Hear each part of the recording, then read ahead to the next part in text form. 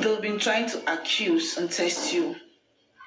They've been trying to test you, to hold you by your word, to accuse you. But you know better. You know better. Hallelujah. They've been trying to accuse you of something that they are into.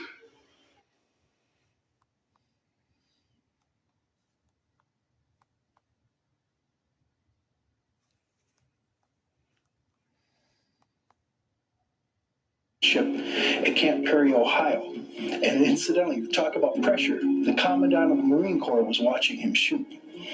Now, after serving in Vietnam, based on his many lessons learned during 2 tours, he helped establish the current Marine Corps sniper training program at Quantico, which is respected not merely within the U.S. sniping community, but worldwide.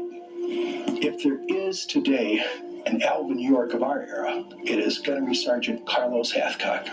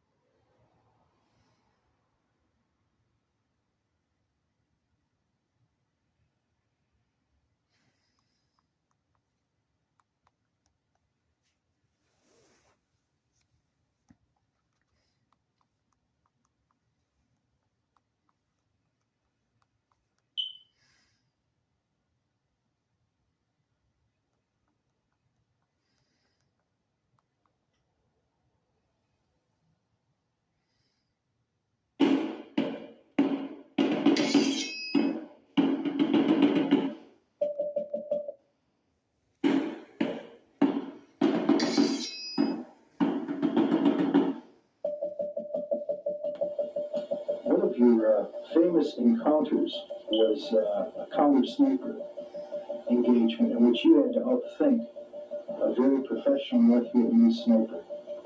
Yes, sir. Why don't you tell me that story? Well, it's just that he was doing a bad job. This North Vietnamese sniper was sent down there to get me, and which I really didn't appreciate. Marine Corps snipers are legendary, a very select few who are chosen for excellent marksmanship and highly trained in fieldcraft, such as reconnaissance, observation, stalking, and call for fire. In Vietnam, there were a few men, Marines and Army, who became legends. One became so famous, even among the North Vietnamese and Viet Cong, Ho Chi Minh placed a bounty on his head.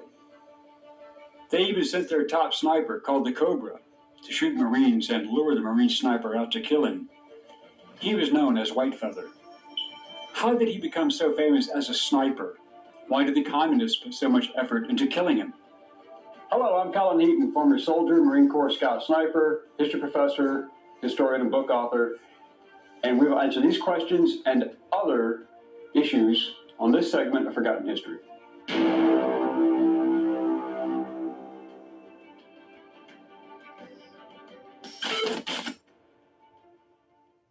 Carlos Norman Hathcock was born on May 20th, 1942 in Little Rock, Arkansas.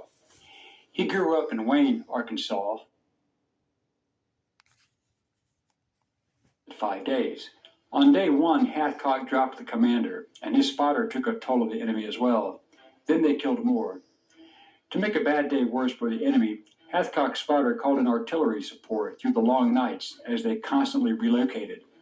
At daylight, the enemy would always attack where the two Marines had been the previous day, and the Marines picked off even more as they were bogged down in the knee-deep watery mud. Hathcock was offered a top-secret mission, which he accepted, knowing nothing about it until he was briefed after acceptance. The mission was to kill a North Vietnamese general, far behind enemy lines, and he would be alone this time. Following his insertion several miles away, he entered the enemy-controlled area. It took him 4 days and 3 nights without sleep as he crawled inch by inch over 1,500 yards of an open field after already covering 2 miles just to get to that point.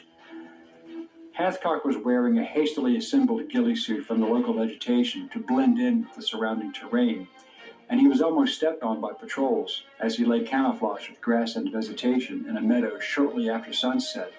During this process, he came face to face with a deadly bamboo viper and managed to outlast the reptile until it crawled away. He then managed to complete the stalk and get into a concealed position, and not long afterward, the general came to view. Hathcock fired a single shot that struck the general in the chest, killing him from a distance of 700 yards using his preferred Winchester 300 Magnum bolt-action rifle. Carlos was deep inside the enemy compound, but this was the easy part. Now he had to escape the area without being captured. His egress and evasion was on. He egressed out of the area as the soldiers went into the trees to hide, and he made his escape without being actively pursued. That is the toughest part of a deep penetration mission, surviving after making the shot. Another one of Carlos Hathcock's most insane shots was a 2,500-yard kill with the M250 caliber machine gun set to single shot. He had just fitted the optics and was ranging when an enemy appeared downrange, exactly where the ANPVS-2 telescope was pointing. One long-range shot, one confirmed kill. This was Hathcock's last mission before he rotated back to the States in 1967, but he returned in 1969 to command a platoon of snipers, where he was almost killed.